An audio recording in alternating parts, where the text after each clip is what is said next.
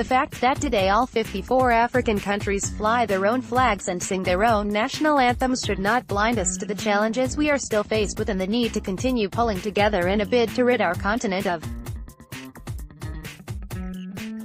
the legacy of colonization once and for all. The Herald, Sophia, Shaningwa, Correspondent. We celebrate the rich and diverse history of our continent and its people as we remember the launch of the Organization for African Unity (OAU) on May 25, 1963 in Ethiopia.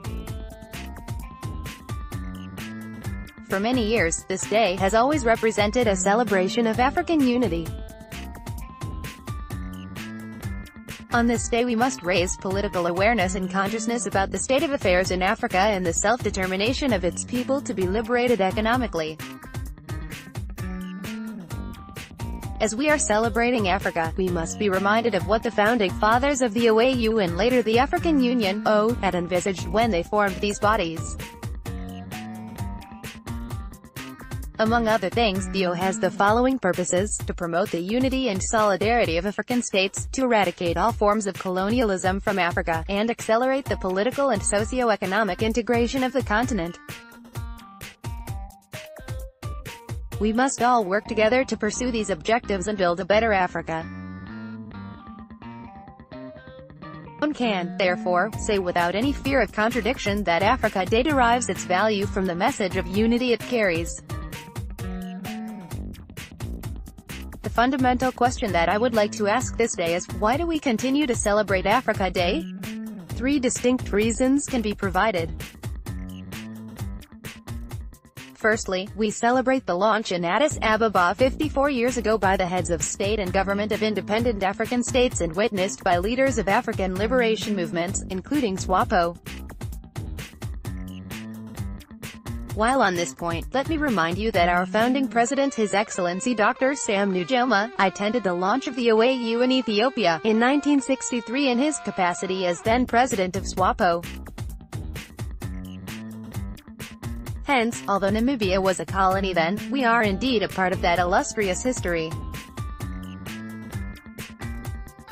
Secondly, Africa Day allows us to celebrate significant political, social and economic achievements since the establishment of the OAU. Last but not least, Africa Day allows us to pay tribute to the heroes and heroines of our continent who sacrificed their precious lives to defeat colonialism and apartheid in the protection of sovereignty and human dignity. Moreover, Africa Day presents us with an opportunity to reflect on the state of the continent and the individual as well as collective roles each of us has to play for the realization of Africa's integration. Over the many years that the African people were struggling for the total independence of Africa from colonialism and apartheid, our focus on Africa Day was the desire for liberation. Our mood was somber, but now that we have achieved our main goal, our mood is jubilant as we celebrate our achievements. However, the fact that today all 54 African countries fly their own flags and sing their own national anthems should not blind us to the challenges we are still faced with and the need to continue pulling together in a bid to rid our continent of the legacy of colonization once and for all. In January 2015, African heads of state and government adopted Agenda 2063, which is the development blueprint for Africa and outlines our commitment to eradicate poverty on the continent. Agenda 2063 is both a vision and an action plan. It is a call for action to all segments of African society to work together to build a prosperous and united Africa based on shared values and a common destiny. The OAU Assembly in January 2017 also adopted the first 10-year plan which implements and makes practical Agenda 2063. It is my wish that as we implement the programs of the 4th National Development Plan and the 10-year plan, we will continue to reduce poverty on our continent.